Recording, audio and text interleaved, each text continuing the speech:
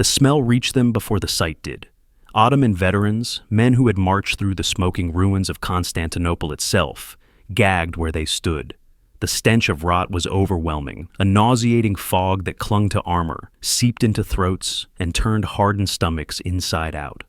Horses reared and shied away, nostrils flaring in panic. For days the army had advanced through burned villages and poisoned wells, but nothing prepared them for what appeared before their eyes as the clouds parted. Sultan Mehmed II, the conqueror of empires, drew his horse to a halt. Before him stretched not a battlefield, not a city, but a forest not of trees, but of human beings. Tens of thousands mounted on sharpened wooden stakes rose from the blood-soaked earth in concentric circles, their bodies in every stage of decay, some blackened and skeletal, others bloated with the gases of death, and among them, the most grotesque of all, figures that still moved, still twitched, days into their suffering. At the center of this macabre garden stood the tallest stake of all, gleaming gold at its tip. Upon it hung the mutilated body of Hamza Pasha, Mehmed's own general, dressed mockingly in ceremonial robes. His head sagged forward, his body stiffened in death, but the spectacle made its point. No rank, no loyalty, no devotion could save a man from the Prince of Wallachia. Soldiers wept. Some crossed themselves, though they marched under the crescent. Others turned their faces away, vomiting helplessly into the dirt. These were men who had lived through the thunder of cannons battering down the walls of Constantinople, who had butchered thousands without hesitation. Yet here, in this carefully engineered nightmare, they faltered. They whispered the word already traveling across Europe in fearful tones, Kazakh Voivode, the Impaler Prince. Historians would later call this moment one of the greatest psychological blows in military history, because warfare is not just about swords and numbers. It is about the human mind. Fear breaks armies faster than blades, and Vlad Dracula knew it better than anyone. To him, terror was not a byproduct of war. It was the weapon itself. But to understand how a man could construct such an atrocity, not as an accident of battle, but as deliberate art, we must trace his steps backward. For this forest of the dead did not spring fully formed. It was cultivated. It grew from a childhood steeped in betrayal, forged in chains, and sharpened by cruelty so relentless that it birthed not a ruler, but something darker, something closer to a monster than a man. To uncover the real Dracula, we must leave behind the Gothic myth of bats and vampires, and step instead into the bitter winter of 1431, in the mountain town of Sighisoara, Transylvania. There, in a modest stone house marked with the sigil of a dragon, the first cries of an infant pierced the night, a child who would one day turn the world itself into a nightmare. Winter, 1431. In the Transylvanian town of Sighisoara, the wails of a newborn echoed through the narrow stone streets. The boy's father, Vlad II Dracul, was a prince of Wallachia and a sworn knight of a powerful order, the Societas Draconistarum, better known as the Order of the Dragon. Its members were pledged to defend Christendom against the ever-advancing armies of the Ottoman Turks. From this oath, Dracul carried the name Dragon, and his son would forever be known as Dracula, the son of the dragon. But the title would take on darker meanings, for while his father swore fealty to the cross, he also wove shifting alliances with the Crescent. Wallachia was not a land where loyalty was clear. It was a buffer zone, a bloody frontier where two civilizations collided. To the east, the Ottoman Empire surged westward like a flood, swallowing lands one after another. To the north and west, Hungary and the remnants of Christendom fought desperately to hold the line. And in between lay Wallachia, small, poor, yet strategically vital. Whoever controlled it controlled the gateway to Europe. The Europe of Vlad's birth was trembling. Constantinople, jewel of Byzantium, was on the brink of collapse. Christian kingdoms fell one by one to Ottoman fire and steel. Knights in shining armor no longer decided battles. Gunpowder and siege cannons did. It was a world where survival depended less on faith or honor and more on cruelty, cunning, and fear. And young Vlad would learn this lesson early. His childhood was not filled with tales of saints or chivalry, but with whispers of betrayals, shifting loyalties, and executions. Wallachia's nobles, the boyars, were notorious for their treachery. Princes came and went, often murdered by their own subjects. In such a world, mercy was weakness, and weakness meant death. Imagine the irony. A child born into a household marked with the proud symbol of the dragon, an emblem meant to embody protection and strength, would grow up to embody something else entirely. Not the dragon as guardian, but the dragon as devourer. His father had pledged to defend Europe from terror. His son would become terror itself. But how does a boy transform into a butcher remembered across centuries? The answer lies in chains. In 1442, when Vlad was only 11, his father took him and his younger brother Radu on what was meant to be a diplomatic journey. It would instead become the crucible that ended his childhood forever.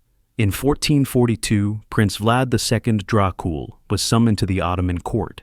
He had played a dangerous game for years, balancing his allegiance between Hungary and the Turks, promising loyalty to both while serving neither completely.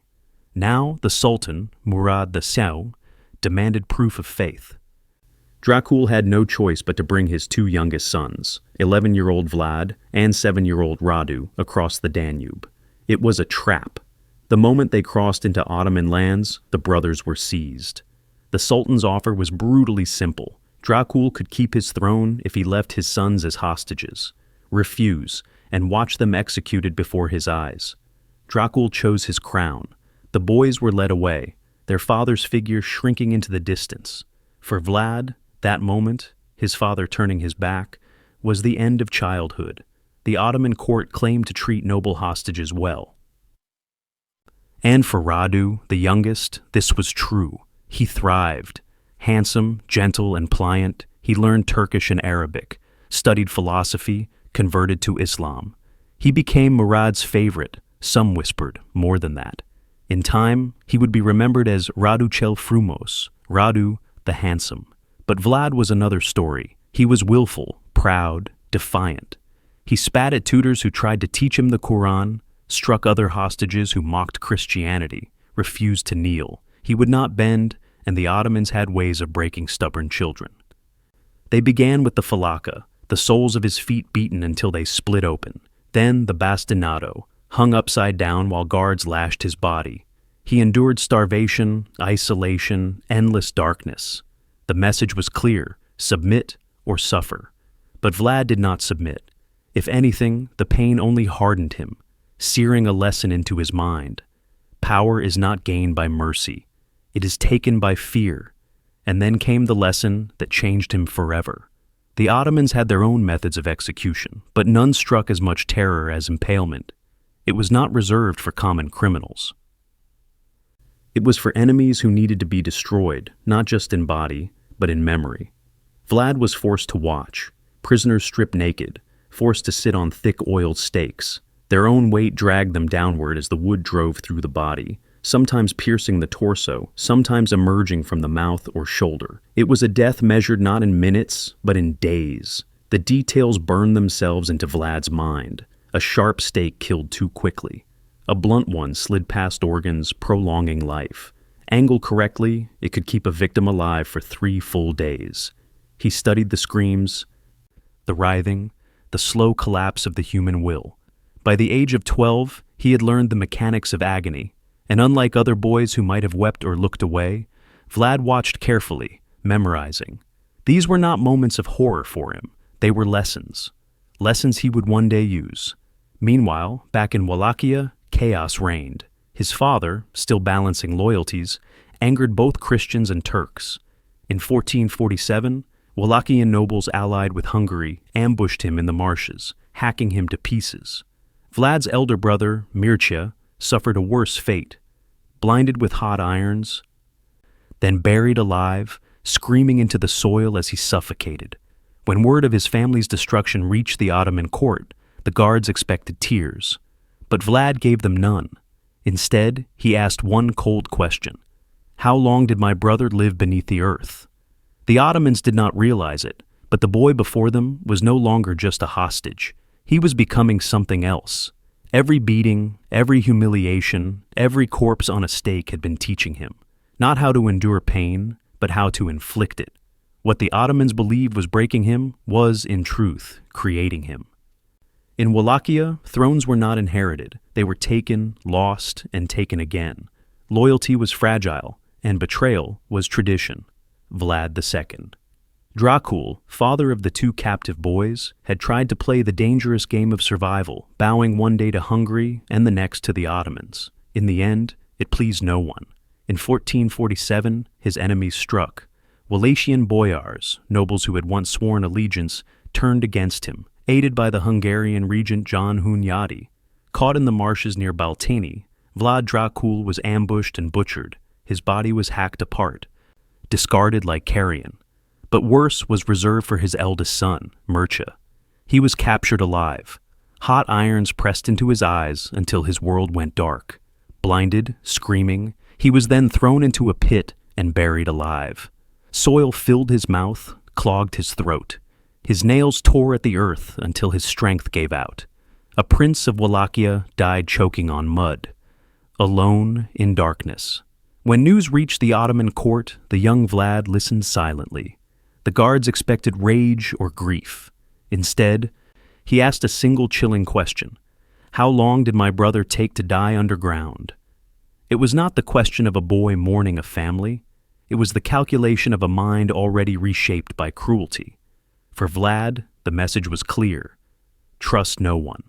His father's murder had shown that noble titles meant nothing, and oaths even less. His brother's fate proved that weakness was fatal. And when he remembered the jeering Ottoman guards, the smirking nobles, the endless shifting of alliances, he learned a final lesson. Mercy was an illusion. Only terror could hold power. The boyars of Wallachia, the very men who had betrayed his father, were the ones Vlad hated most. For him, they were not just disloyal aristocrats. They were a disease infecting his homeland, switching sides whenever it suited them, discarding rulers like pawns.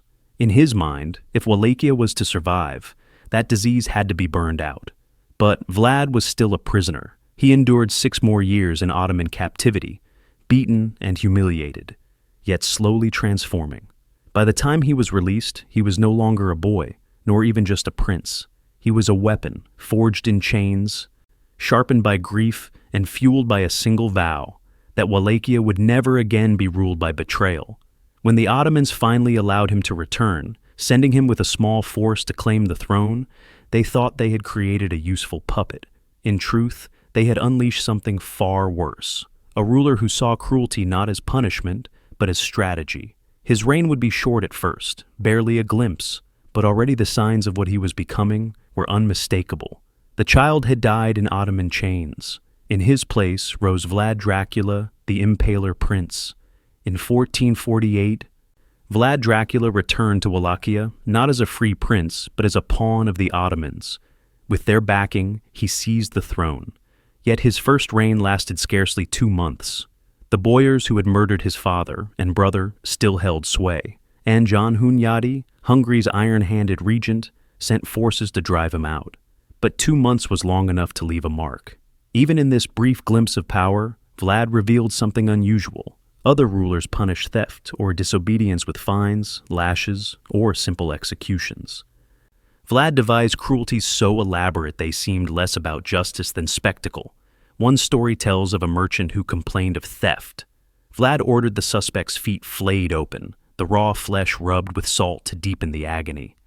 It was a punishment that made witnesses recoil in horror, yet they remembered. That was the point. To Vlad, pain was not just retribution. It was theater. Every victim was a message, every scream an announcement. Power belongs to me, and I will hold it through fear. Driven from the throne, Vlad did not retreat into obscurity. For nearly a decade, he fought in the shadows of Eastern Europe's endless wars. He fought beside John Hunyadi, the very man who had abetted his father's death. Because revenge could wait, but knowledge could not. Vlad studied fortifications, cavalry charges, ambushes, and the art of scorched earth. He learned not just how to win battles, but how to leave scars so deep they echoed long after armies departed. He also built alliances carefully. He gathered men who hated the Ottomans, despised the treacherous boyars, and longed for a ruler strong enough to crush both. Slowly, a network formed around him, a nucleus of power waiting to ignite. by 1456, Vlad was ready. Backed by Hungary, he invaded Wallachia again. This time, his rival, Vladislav II, met him in single combat. Legends claim Vlad did not simply strike him down, but beheaded him slowly, sawing through the neck while Vladislav still lived. Whether true or embellished, the story captured the essence of what was to come. Vlad was no longer experimenting with cruelty. He was refining it into a doctrine: pain, spectacle, terror. These were no longer punishments, they were policies. The boy who had once watched prisoners writhe on Ottoman stakes had found his own stage, and soon all of Wallachia would be forced to attend his performance. By 1456, Vlad had reclaimed the throne of Wallachia. This time, he did not come as the Ottomans' puppet, nor as a trembling boy still haunted by chains. He came as a man with a mission to cleanse his principality of treachery with fire and stake. The boyars, the noble families who had betrayed his father, blinded his brother, and switched allegiances with every wind, were at the center of his hatred. Vlad knew that, as long as they lived unchecked, Wallachia would never be stable. To him, they were not aristocrats but parasites, gnawing at the foundation of the state. So, in 1457, on Easter Sunday, a day when Christians celebrated resurrection and peace, Vlad summoned them to a feast at his palace in Targoviste. Hundreds arrived, clad in rich robes, their wives and children at their sides. They drank deeply, feasting on roasted meats and sweet wines, laughter echoing through the hall. Many believed the young prince sought reconciliation, a chance to begin anew after years of bloodshed. At the height of the banquet, Vlad rose. He lifted his cup and asked a simple, cutting question. "How many princes have ruled Wallachia in your lifetime?" The boyars, drunk and unguarded, answered honestly. Some said 5, others 20. A few elderly nobles admitted to serving 30 different rulers. Each confession was an indictment of their disloyalty, a record of how many leaders they had betrayed to save themselves. Vlad listened, nodded, and smiled. Then he gave a signal. The doors of the hall burst open. Armed guards stormed in, chains rattling. Within moments, the nobles were bound, their laughter replaced by screams. The old and infirm were dragged into the courtyard, where sharpened stakes awaited. As the Easter bells rang across Wallachia, their bodies were raised high, twitching in the spring sunlight, a grotesque parody of the resurrection. But Vlad reserved a different fate for the young and strong. Still dressed in their holiday finery, they were marched north to the ruins of Poenari Castle. There, high in the Carpathians, they were forced into months of brutal labor, rebuilding the fortress stone by stone. Their silks and brocades rotted from their bodies until they worked half-naked, skin flayed by wind and frost. Those who collapsed were impaled on the very walls they had helped raise. The message was unmistakable. Treachery would not just be punished, it would be annihilated. Families who had once thought themselves untouchable by wealth or heritage now faced a ruler who cared nothing for tradition, only for fear. Even in his own time, chronicles whispered about the scale of the massacre. Entire generations of noble families were wiped out in a single stroke. The boyars who survived learned a grim truth. Vlad Dracula did not rule with compromise. He ruled with terror absolute. And this was only the beginning. For Vlad, the Feast of Blood was not just vengeance. It was policy. If loyalty could not be won, it would be forced through dread. If power could not be inherited, it would be carved from flesh. The dragon's son had learned his lesson well. In Wallachia, fear was stronger than blood, and cruelty was stronger than law. By the late 1450s, Vlad's rule had stabilized Wallachia through terror. The boyars were broken, the people cowed, and order, of a brutal kind, was restored. But fear has a way of demanding ever greater displays, and Vlad soon found new enemies to make examples of. To the north, the Saxon merchants of Brasov had long enriched themselves through trade across the Carpathians. They were powerful, well-organized, and proud of their German heritage. But to Vlad, they were traitors. They harbored rivals to his throne, gave shelter to Wallachian exiles, and conspired with Hungary against him. To Vlad, this was not commerce. It was treason. In 1459, he acted, leading his army across the mountains. He descended upon Brasov with a ferocity that stunned even hardened soldiers. The chronicles describe it as a massacre that blurred the line between war and ritual. Entire villages around the city were burned to ash, their inhabitants rounded up, men, women, children. It made no difference. And then came the stakes. Thousands were prepared, sharpened and raised, a grisly forest awaiting its victims. Mothers were impaled with their infants pressed against their breasts, the stakes passing through both, as if to bind them in eternal torment. Pregnant women were pierced through the womb. Babies were lifted and skewered on the same wood as their parents. This was not execution. It was theater of horror. Vlad wanted the Saxons to see their world transformed into a gallery of agony. At the heart of this grotesque display, Vlad staged a meal. A table was laid, covered with roasted meat, warm bread, and wine. As his victims writhed and screamed, he sat calmly among them, tearing bread with his hands, drinking deeply. One chronicler claimed he dipped his bread into the blood pooling beneath the stakes, savoring it as a delicacy. Whether fact or legend, the image spread like wildfire, searing itself into European memory. The prince who dined among the dying.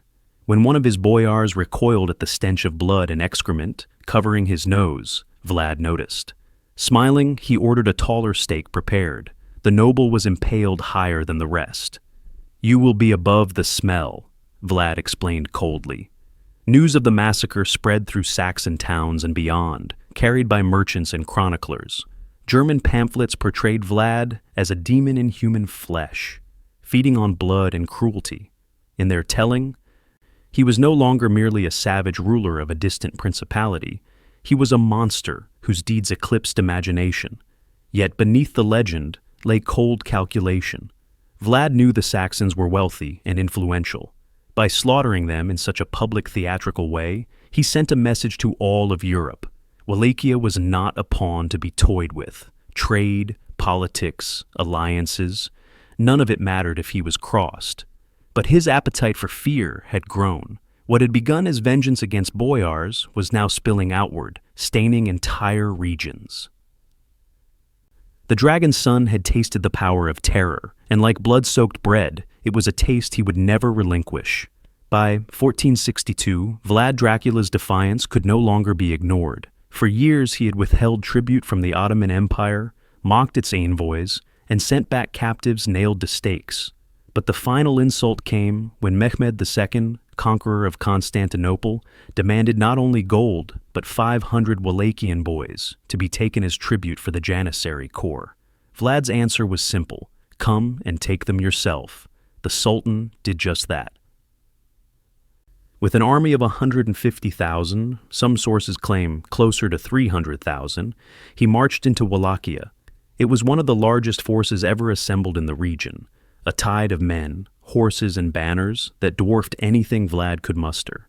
At best, he had 30,000, including peasants, old men, and boys. On paper, it was suicide, but Vlad had no intention of meeting the Ottomans in open battle. He had learned from childhood that fear was stronger than steel, and so, as Mehmed advanced, he found nothing but ash. Fields were burned, villages abandoned, wells poisoned, corpses lined the roads, left to rot in grotesque poses. Even disease became a weapon. Vlad sent prostitutes infected with plague into the Ottoman camps, ensuring the mighty army sickened before a sword was drawn. And then came the night attack.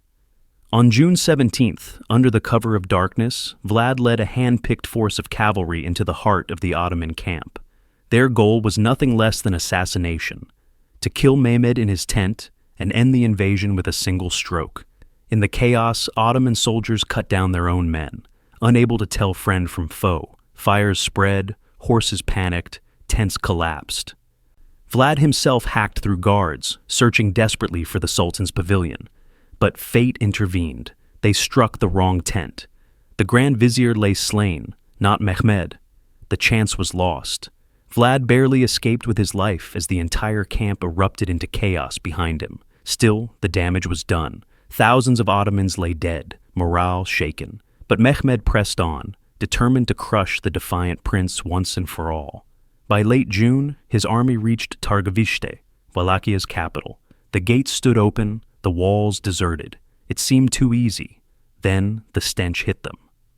Before the city stretched a sight that froze even Mehmed, the man who had taken Constantinople. For miles, covering 7 acres of land, stood stakes, 20,000 of them, and upon each stake, a body. Men, women, children, Turks captured in battle, Bulgarian Muslims accused of treachery, Wallachian traitors. Some had been impaled weeks earlier, their corpses blackened with rot, crows feasting on their flesh. Others were fresher, still moaning, still writhing. At the center stood the tallest stake, gleaming gold, bearing the mutilated body of Hamza Pasha, one of Mehmed's generals. The geometry was deliberate, concentric circles of agony, a grotesque garden cultivated by Vlad's own hand. The sight broke men hardened by war.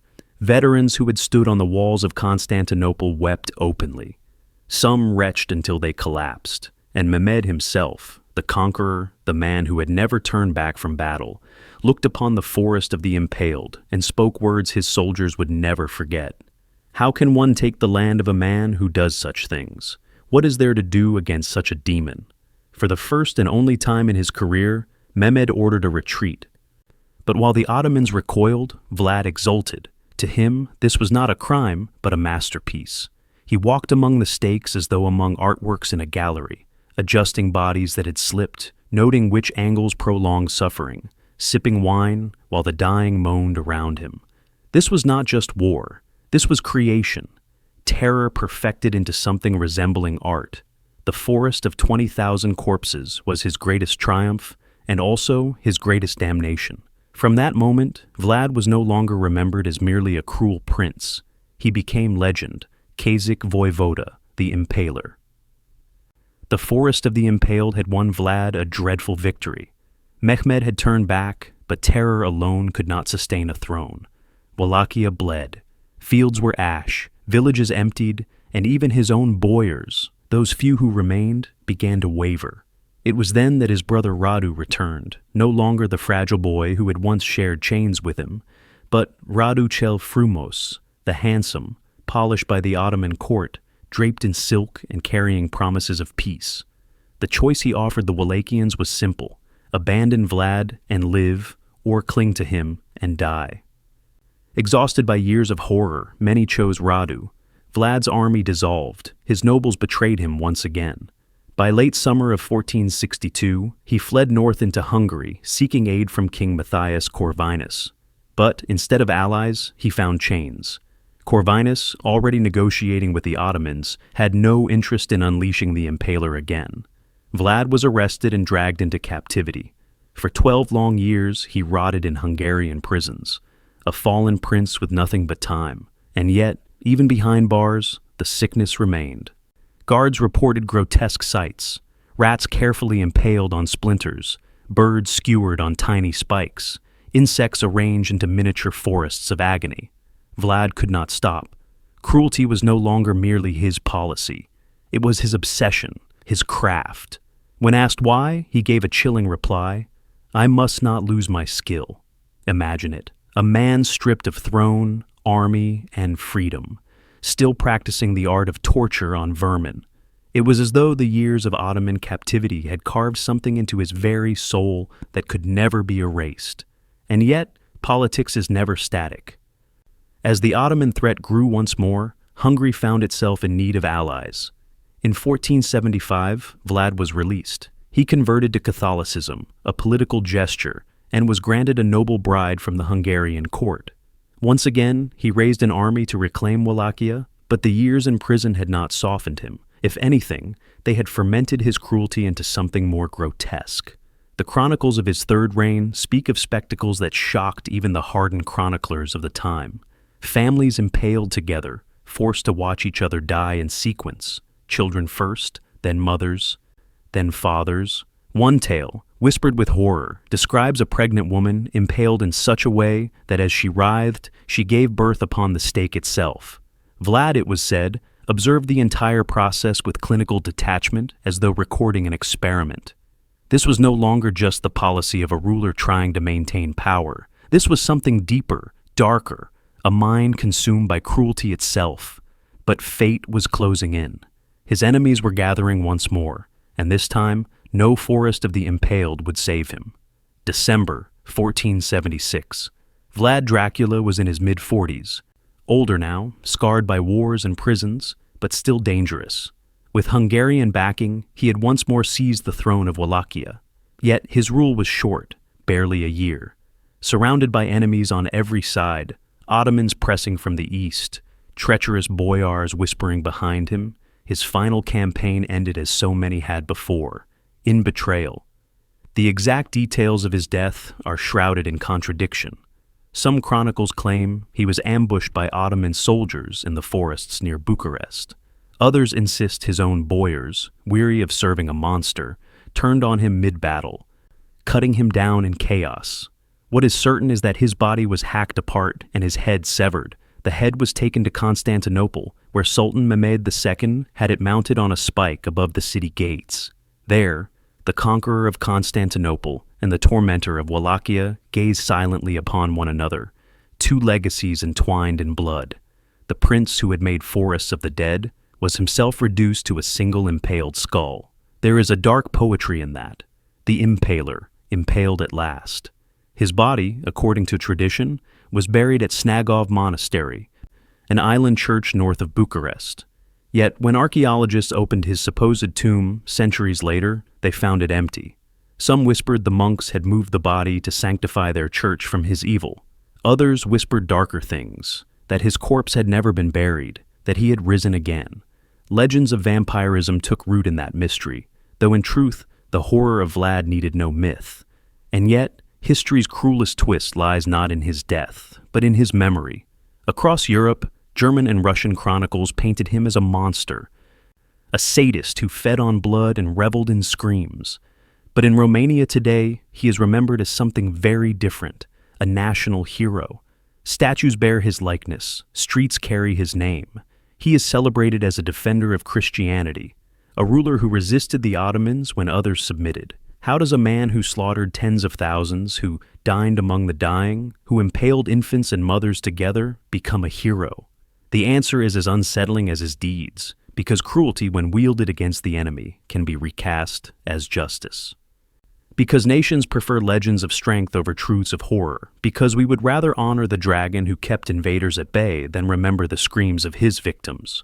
Vlad proved something far more terrifying than any vampire myth, that a human being, shaped by trauma and given power without restraint, can surpass demons in cruelty. He showed that fear is more potent than armies, and that terror can win wars where swords fail. His forests of corpses forced the great Sultan Mehmed to retreat. His name became a curse in Turkish mothers' mouths. Behave, or Kazakh voivoda will come for you. And yet, his legacy is not just in history books or legends. It lingers in every tyrant who rules by terror, in every despot who discovers that fear can break nations faster than fire. Vlad Dracula's greatest horror is not that he was unique, it is that he was not. He was human. The real Dracula never needed fangs or coffins or superstition. He needed only a throne, a stake, and a damaged soul.